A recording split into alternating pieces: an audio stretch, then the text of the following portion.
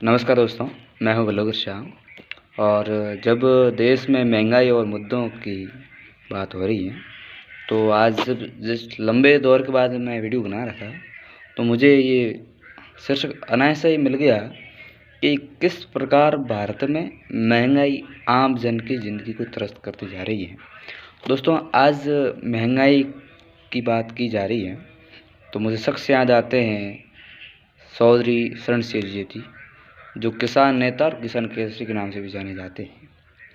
दोस्तों, एक भारत के ऐसे प्रधानमंत्री भी हुए जिन्होंने लिखा कि जब मीडिया मेरे पक्ष में बात करने लग जाएगी, तब आप समझ लेना कि मीडिया बिकाऊ हो चुकी है।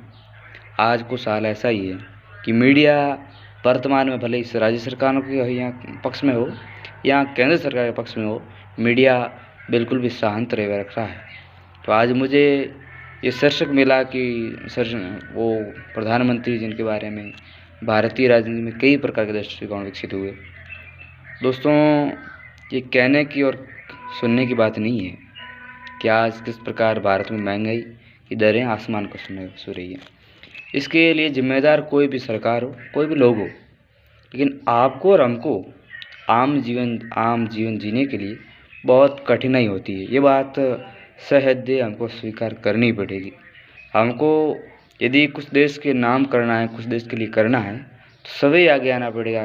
क्योंकि आज जब मैं गुजरात गया, तो राजस्थान के तुलना में 5-7 रुपये पेट्रोल का फ़र्क। तो दोस्तों, ये किसी आदमी का दोष नहीं हो सकता। ये तो सोची समझी ये बातें हो सकती कि यहाँ टैक्स बढ़ाया जाए, उधर घटाया जाए, या केंद्र सरकार राज्य सरकार में दबाव डाले, या राज्य सरकार केंद्र सरकार भी दबाव डाले, वो कोई अलग बात है। लेकिन आम जनता का जीवन तो बहुत कठिनाई से गुजर रहा है। यह बात आप भी अच्छी तरह से जानते हैं और मैं भी अच्छी तरह से जानता हूँ। दोस्तों, हमें महंगाई की दरों को कम करना होगा। हमें दोस्तों रोजगार के अत्यधिक साधन उत्पन्न करने होंगे।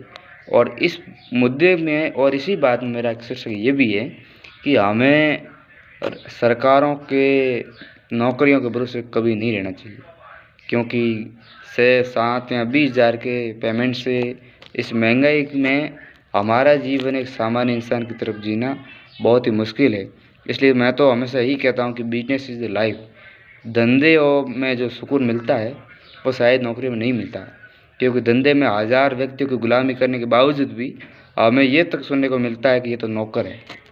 तो मतलब यही बात रह गई आज कि हमें देश के लिए कुछ करना है, तो खुद के रोज़गार के साधन उत्पन्न करने होंगे और खुद को रोज़गार के लिए उत्सुक करना होगा। क्योंकि मेरे कई दोस्त हैं, साथी हैं, जिनका खुद का बिजनेस है, वो आज बहुत अच्छी तरह से इनकम कर रहे हैं और अच्छा खासा भारत सरकार के लिए भी GST भर रहे हैं। तो दोस्तों, वो दो तरफा फ़ायदा कर रहे हैं। एक तो देश के नाम भी कुछ अर्पित कर रहे हैं और खुद के लिए भी अर्जन कर रहे हैं। तो दोस्तों, इस महंगाई वगैरह के बाद में एक बात कहूँगा कि आप हमेशा अपने लिए संघर्ष कीजिए और इस शौकीन और मौजिले मस्त जीवन में आप खुद को बिजनेस में व्यस्त करिए। क्योंकि जब तक पैसा है तब तक लोग बुलाते हैं, बाकी कौड़ी के दाम के बराबर लोग नहीं गिनते। ये आपको और हमको अच्छी तरह से मालूम है। जय हिंद दोस्तों, जय हो भारत।